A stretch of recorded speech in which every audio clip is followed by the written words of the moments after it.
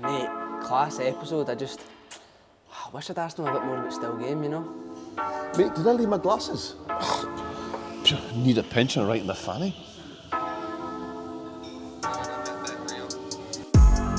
Just ride with it, like, go and get live with it. Guys, I'm buzzing to announce the show is now brought to you by Tempo, a brand new can with 7.5% and 2 banging flavours to choose from. They're perfect for prees, they're perfect for gaffs, or if you're just like me, you can pair them up with a chippy. You can get them now at convenience stores nationwide. But Sanjeev, welcome back. We had some minor camera difficulties last time, but we've rose above it. In the finest of committee rooms. Yes. The committee room number 9. So now all the tech works, you can only really blame it on yourself now. Exactly. Or me. I also forgot my notepad, so I'm unprofessionally going to be reading from my phone. But luckily the viewers at home. I've got 3 kids. I'm used to talking to people that are looking at their phone. It's all good in the hood. What is your stance on screen time? I'd be a hypocrite if I had to go to anyone for screen time. Although most of my time these days, if I'm on, I used to be mad for Twitter, but then it became a bin fire, which is annoying because I built up like 160,000 followers.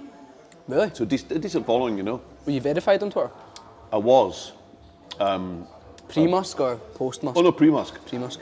I was never going to pay for it, and then post-Musk. I mean, it was actually horrific what he did to the algorithm, because I was getting some proper right-wing nutters in my time. I'm like, what, mate? You weren't invited to my house. That's why I deleted it. You were not invited to my house. So I didn't delete my account.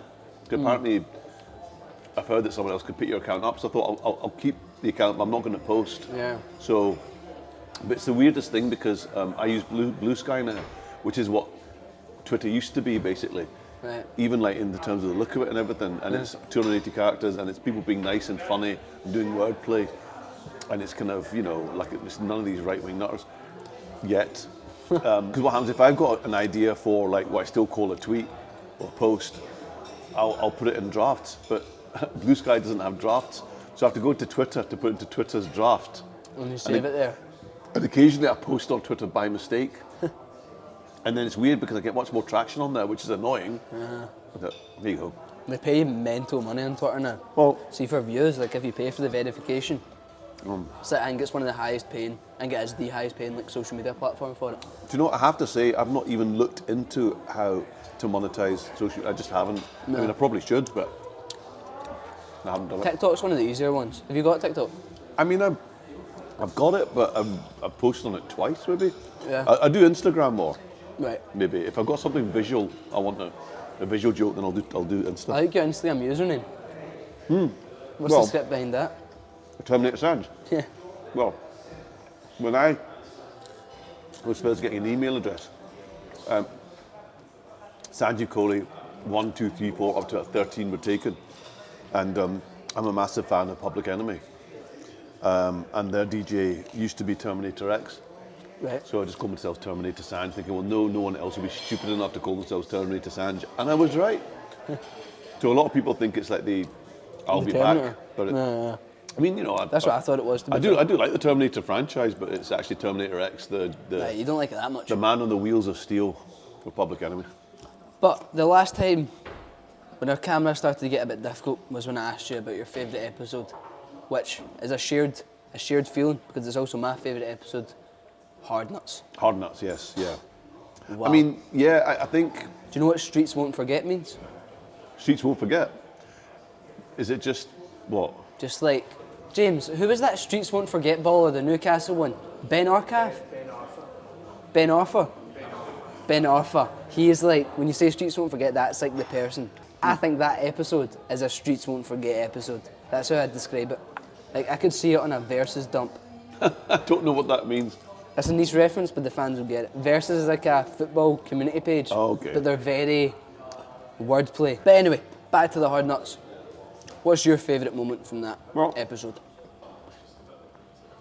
I mean, what I love, one of the most gratifying things about Naveed is that he doesn't have to do much normally. He just comes in, does a killer line, Mina does an even better one, and then we're away. He doesn't normally do any of the heavy lifting of the plot.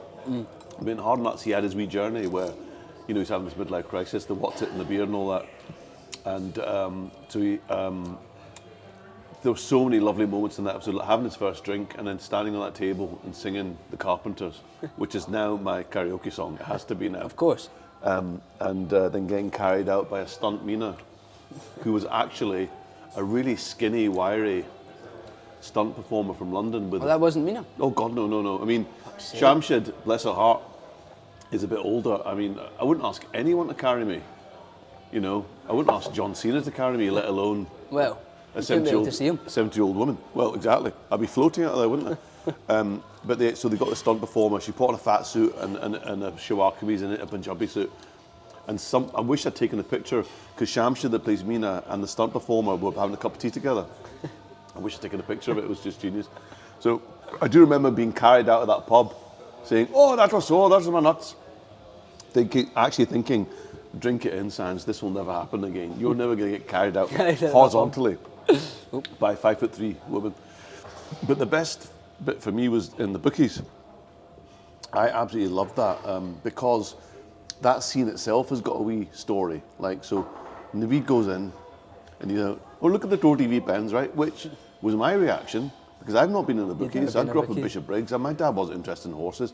I remember I mean, your generation won't know this, but on a Saturday, I would just get left at home on a Saturday and all that was on 3 channels was fucking horse racing, and it bored the tits off me. I hate it.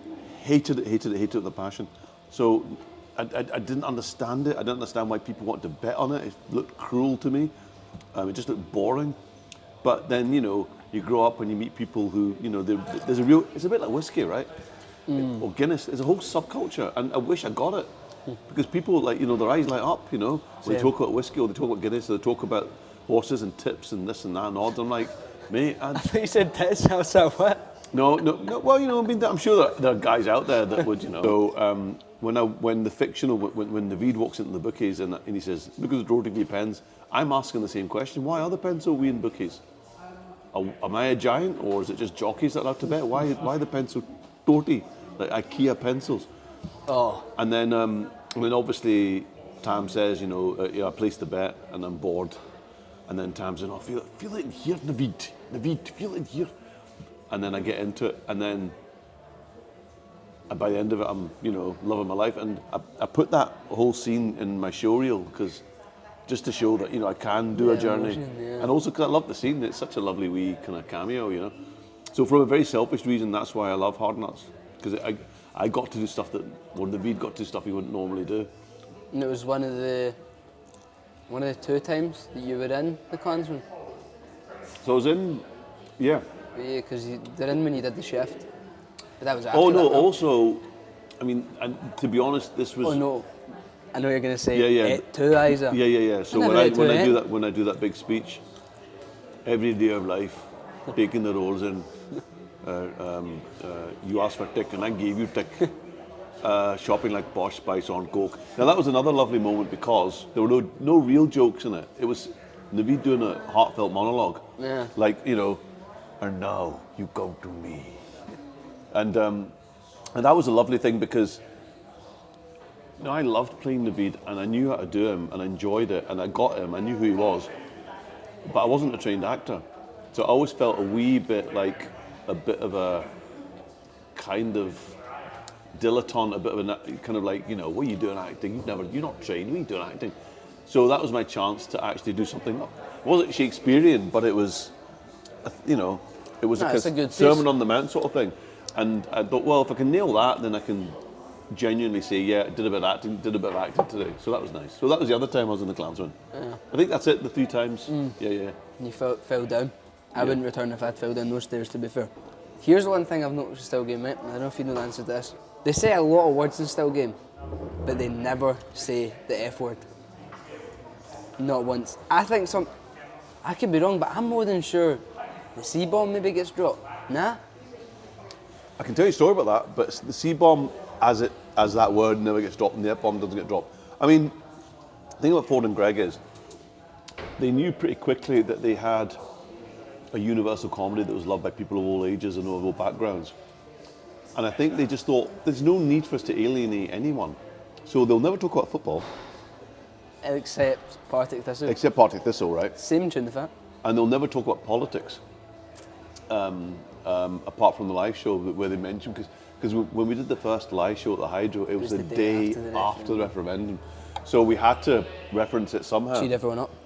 Yeah, it was like, Scotland was like a burst of Bouncy Castle. No, the F-bomb was never dropped, but, and this is a true story, so when Meena, so obviously Meena used to do her lines in, well, not obviously, but it was a mixture of Urdu and Punjabi. And what would happen was that the boys would give Meena, Shamshed, the actress who played Meena, they'd give her the line and let her translate it herself because, that's her first language. And if she ever needed help with, like, maybe a colloquialism or something, she would ask me. And my Punjabi, it's pretty crap, to be honest, but I know enough. I worked in enough restaurants, I know the swear words. And so it was the brief episode with the car. Oh, yeah. So you'll probably remember that. So the boys come into the shop, and I say to them, "What kind of car is it?" And they say, "It's a Skoda." And I say, "Oh, that's no much of a Fanny magnet." And then Meena pipes up with, "We know who the real Fanny is." So what they've done is they've given her that line, and they've told her to translate it, right? So that day we're filming, I come in, and Shamshed is proper.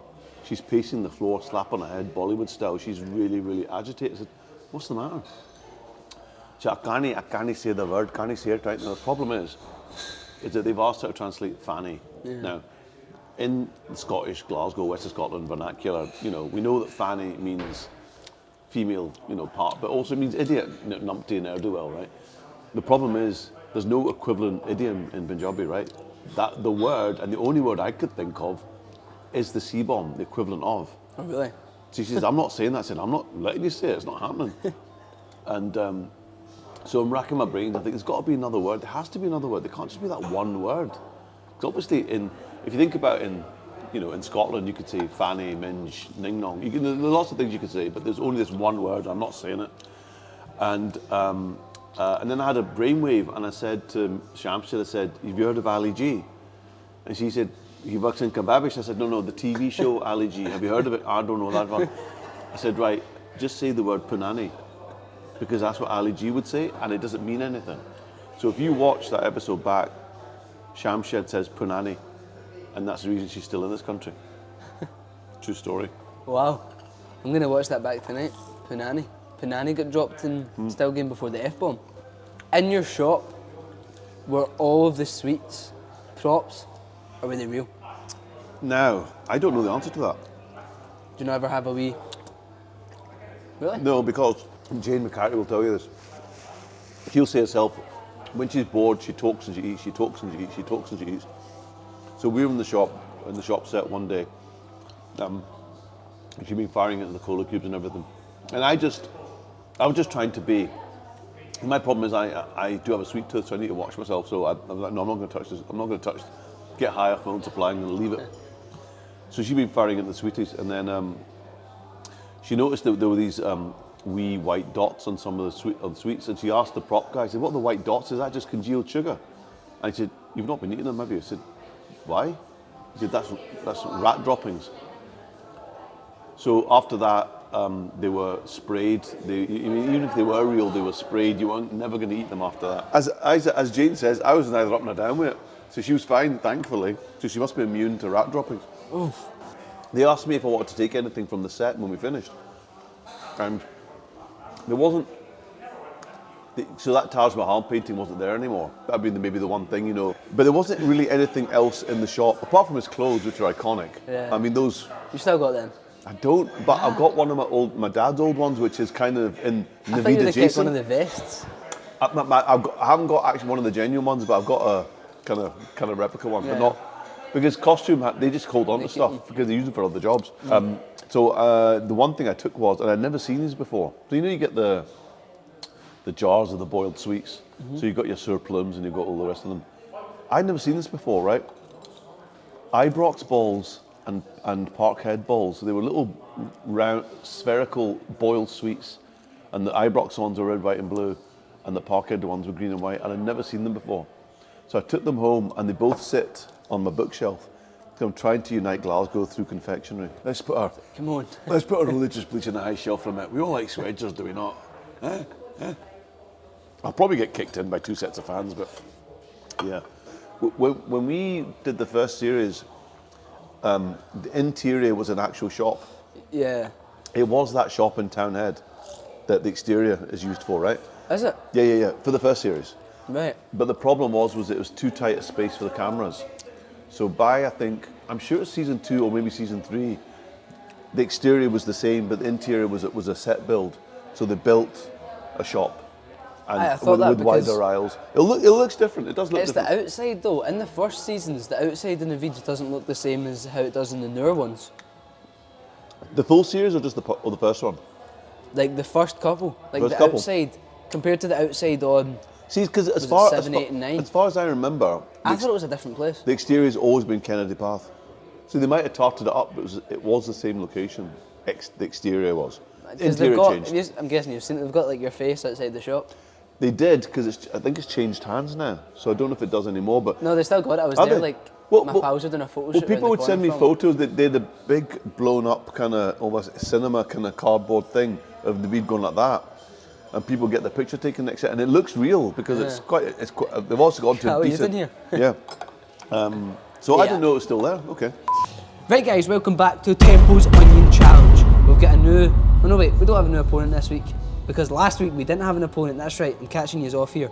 Totally not because we're backlogged and filming. But this is the first of the season, the first Pickled Onion Challenge of the season, so we've given you 4 here. So, Sanjeev, your 60 seconds begins. Now remind me what I'm doing. 1 in your mouth at the same time, and you can't, like, it has to be swallowed before you enter a second. Pickled So I have onion. to. You have to eat them as many as you can in 60 But seconds. it has to be one at a time. It has to be one at a time. Okay, So we right. can't just. Okay. You know what I mean? Okay. 60 seconds begins in 3, 2, and we're off. Oh, serious crunch there. You're down in these 4. Easy. Look at that. You probably got the smallest pickled onion of the lot. Coming up to 45 seconds, and we've already got 2 down. Lovely speed here. If we had more, you'd be competing with Chris Duncan here. That's the 3rd one down. And the 4th one is about to be completed. Are we going to get it in half time? It's coming into 30 seconds. And he's already done it. In half of the time than needed, he's got 4. So, we did this last time when someone got tiny time. Do we add on more? Because we don't have any more pickled onions. So does he get 4 in 30 seconds? Or does he get 8? 8? No, call it 8. Because I was just getting think it's started. 8. I was just getting started. We're giving it 8. Yeah, fuck it. 9. Top of the leaderboard, Sanjeev. You're starting strong for this season. Continue with the episode. Another, it's a favourite episode more so though for like the connection that it has to me. But the Lone Wolf, Yes. I've known him since I was like Seriously? 9 or 10. Oh wow. Ben Bolton Jones. Oh. Shout him out. Oh, Yeah. When I did my first ever panto, he was like in my panto team, and he was my secret Santa. So I've got in my house, or in my, I don't know, one of my phones or whatever, I've got like I've got an album just for him, Yeah. because all these photos that he That used might be the best claim to fame I've ever seen. The Lone Wolf was my secret Santa. It kind of sounds like the plot of a porn film or something, but do you know what I mean? It's a great sentence. He's the a Lone great- Wolf a was my great, secret great Santa. guy. He's a lovely boy. He Oh, is. he'll be a fully grown man now, but that's been a few years. When did you find out that Still Game was going on Netflix? When were you told that? Do It's you going know, on. I can't remember. I couldn't tell you what year it Right. went on Netflix. I remember thinking, that's nice, but I wonder, like, how much of a new audience will come to it, or will it just be the hardcore that say, right, that's magic. I don't have to actually put a DVD into the machine or go on YouTube now. I can just go onto my Netflix and watch it. I genuinely had no handle on how beyond the existing fan base we would extend, and it's been a pleasant surprise Oh yeah. that people will find it. Although I did make a joke. I did maybe, I think it was during lockdown, and I said thank you to the millions of people that were looking for Squid Game and found Still Game. Your support is appreciated, and just to let you know, the cull doesn't happen till season 9, because it was, you know, the very last episode, and 3 radio stations and 4 newspapers went with that story. And I said, mate, there's maybe 3 people They were looking for a Korean dystopian nightmare and found this sitcom set in a Glasgow scheme. I don't think it was millions. I think I've clearly made that up anyway. But yeah, it's lovely that it is on Netflix. I've never seen a penny from it. Have you ever seen the show Love on the Spectrum? No. Have you heard about it? No. So here's an interesting fact. So that it's a American, like, reality show kinda, but it's all about bringing people that have got, like, disabilities together. It's mostly, I think it is mostly, oh no, it's people that are on the spectrum. It's called Love on the Spectrum. Yeah. So it's like a dating show. But anyway, one of the guys from it, Connor, who became really, really popular, this American guy, loves Still Game. Really? Loves it. And there's like videos of him like calling his family twats and like stuff that he only knows from Still Game, and he like sings the theme song. That's crazy. Wait, I'm gonna see if there's any videos of him talking about it. A lot of Scottish people, I mean, I love this, they feel like they own Still Game. Oh, I can't find it. So, and they'll say, oh, it's the Scottish humour, it's the Scottish humour, it's the Glasgow humour, Scottish humour. And what I'll say is, maybe 10% of it is Scottish humour, but the rest is pretty universal. I mean, when you think of the actual, why is it called Still Game? It's because people are still game. You know, I never knew that until Gavin told me that. Yeah. I was mind blown. See, when I went and told my pals after that, I was like, mate, they're old guys that are still game. We'd all like, what? Because I never. Yeah. Yeah, it makes so much sense. Because, I mean, it's funny how people never questioned it. Because it's not like in episode 1, Jack says to Victor, come on, let's come on, we're still game, aren't we? I mean, even if that had been a thing, then obviously, all right, that's what still game is. But no one ever... Does anyone ever say that? No one's ever said it. Since the original play in 1997, no one has ever said the word still game on Still Game. Wow. But then no one said Only Fools and Horses, Only Fools and Horses. People, but that's in the theme tune. Why do Only Fools and Horses work? So, all right, okay, right, that's where that comes from. But yeah, people never really question why Still Game was called Still Game, but their eyes, it is like you say, mind blown, hashtag mind blown when you actually explain it to them. And it sounds a bit stupid once you actually say it, when you're like, oh, how did I not realise? But yeah. But that's probably another sign of how it just, because it came off the back of Tune the Fat, and people knew the characters from Tune the Fat, they weren't going to question what it was called. They already loved this thing. So I suppose it's a symptom of that. That's what I was thinking, like, it could be called anything. Yeah. Like, felt like no one really fixates on... Your Mo's a bastard. Do you know what I mean? As an experiment, they should have called it that, but they never. But yeah, you're right. But the point I was making was that theme is universal. People are getting older and living longer. You'll see it on TikTok and stuff. There are 90-year-old guys in Japan that are weightlifting. There are 100-year-old grannies that are skydiving, right?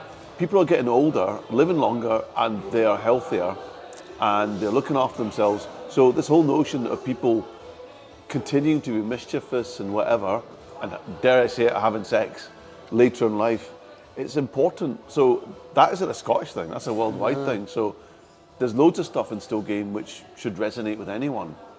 And also it's that thing as well is, I always bang on about this, we'll happily sit and watch a Bolivian drug cartel drama, or we'll watch The Wire, which is set in Baltimore, and we won't call that an American drama or a Bolivian humour. It's universal, of course it is. It's a TV show, yeah. Yeah, it is. It's and Still Game. It might have a Scottish accent, but it's universal. Who's your favourite celebrity cameo? Because the reason that made me think of that, I was watching season 9 episode 1, and you've got Des Clark, Martin Compston, and Gianni Capaldi all in the space of like 20 minutes, and I'm like, wow, that must be cool for them, because more chance or not, they're probably doing that as fans. Oh no, well, Robbie Coltrane, who was a hero of mine, I mean, ever since I was 8-9 years old, he was in a sketch show called The Kick Up the 80s. I've always loved everything Robbie's done. And I used to see him driving about Glasgow in his, what he'd do is he'd import American cars like Cadillacs and Buicks, and he'd change the transmission over. And he's a larger than life guy. He's physically big, but also he's just spiritually, in terms of talent, he's a big presence. And he's cutting about in these cars that are far too big for Glasgow roads. He's too big. He's almost like he's too big for this city. Yeah. And you see him cutting about, and when he shows up at Still Game as a fan, you're like, yeah, this is a moment. But I will say this, so I sat in the makeup truck with him because we never had any scenes together, but we're in the same episode. Yeah. We were in the makeup truck together, and I shat it from speaking to him. Yeah. I didn't know what to say to him because I had so much to say to him that I said nothing. Yeah. And then I met him at the BAFTAs, Scottish BAFTAs, maybe later that year, and he came over to me and he said, "I didn't realise you're the same Sanjeev Kohli that writes." And he shook my hand and said, "You're a really gifted writer." And I melted. So I probably Robbie Coltrane, but we, Gav and I would talk about this when we do kind of Q&As and stuff. And people will say, "Who's your favourite cameo?" Or who would have been your favourite cameo? And I always said, I just wish Billy Connolly had heard of Still Game, right? I mean, there's no way he was going to do it, but it'd be nice if he just even knew what it was and knew who I was. That would properly, I could die happy then, right? So anyway, Gav Mitchell, 2-3 years ago, made this documentary about libraries and books. And he is... The named one after him, no? Mitchell Library. Hey. Just stop it now. I can't top that. He knows Billy's daughter Cara, and he said to the producers, "Look, I mean it's a long shot, but I can ask Cara if her dad will do it." And he said, "Oh yeah, that'd be great." And he said, "Oh God, what have I done? Because then I'll have to phone Cara, and she must field these calls all the time. People trying to get a hold of her dad, right?" So he phones Cara and says, "Look, I'm really, really sorry. Probably the 10th guy this hour to ask you for a favour, but I'm making this documentary about libraries. Do you think your dad might be one a part of it, right?" So she says, "Oh, he's with me now." So she obviously puts her hand on the thing and goes,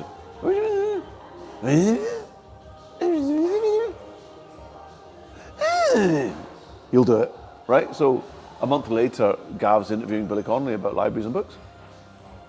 And at the end of the interview, he said, "Look, Billy, I'm sorry, I have to ask you this because my friend Sanjeev always wanted to know, have you ever watched Still Game?"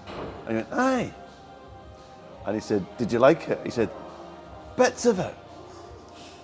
And then he didn't ask anything else. So we can all legitimately walk away from that conversation saying, it's probably our bits he likes the best because he didn't say he didn't. So at least he knows. Imagine he played Innes. Can you imagine? The big one. Or can you imagine? Because I mean, I think physically, Naveed looks most like Billy Connolly with the bold beard. It'd be great if he was my stunt double. No, it would have been amazing. It would have been lovely. I thought you were going to say Limmy. Oh no, God. Well, Limmy I adore, and weirdly, it's the strangest thing. I put Limmy on a proper pedestal. I think what he does is astonishing. And my thing about Scotland and Glasgow is that we produce the best storytellers, right? But in very different ways. So I'd say Chick Murray, Billy Connolly, Armando Iannucci, Limmy, all very different in their ways of telling stories, but all brilliant storytellers. You know that one of my favourite Limmy sketches is that one where he goes into the travel agents with the postcard and says, "I want to go there." And he's talking about Millport and how he had that brilliant when he was 17, while riding bikes, he wouldn't have a care in the world. Do you know the sketch I'm talking about? And he just waxes lyrical about this day that they had. And we were riding back on our bikes, we were having fun, we weren't annoying anyone. And people were waving at us, and it was just like, I want to go there. And she just puts a postcard back and says, "I'm sorry, we can't do that." It's heartbreaking. And it's this, people think of Limmy, they think dark or disturbing, but he just told a really beautiful story, which is what he does. And but then I'll bump into him socially and we'll have a coffee together. And I was chatting, and I bumped into him the other day, and we were chatting about Cilla Black and about 80s television. And I had a wee out-of-body experience saying, "You're talking to Limmy." So Limmy would have, I mean, I've met him, do you want to say, I met him once. It was 2022. So I got a selfie with him, which I'll get James to put over this. And then my big brother Francesco's an actor. So I'd got him to, I was actually going to mention this, I'll say after, but I got him to send a message to my brother. "Francesco, you've got everything it takes to succeed." God bless you, Francesco. But Sanjeev, it's been an absolute pleasure to share not just one, but 2 meals with you. And thank you very much again for pudding for next coming time. back on, because Aye. I think we'll get a wee desserts in 2 weeks' time. Viennetta. But yet again, if they want to find you, if they want to see you, Where are you? What's your ads on social media? On Blue Sky, I'm still on Twitter if you want to see tweets from 2 years ago. Quality crafted puns from 2 years ago. I am still on Twitter on Govinda Jaggi. My Instagram is Terminator Sanj. It is, isn't it? I get them mixed up. And I'm on TikTok. Probably Instagram and Blue Sky are the places to find me. Well, they'll find you. And guys, thank you for tuning in to not one part, but 2 parts. We'll see you next week with the Glasses Guy. God bless. Just ride with it, like, go and get live with it. Niggas don't like me cause I'm nice with it. And the girl gets hyped to it, neck deep in when I'm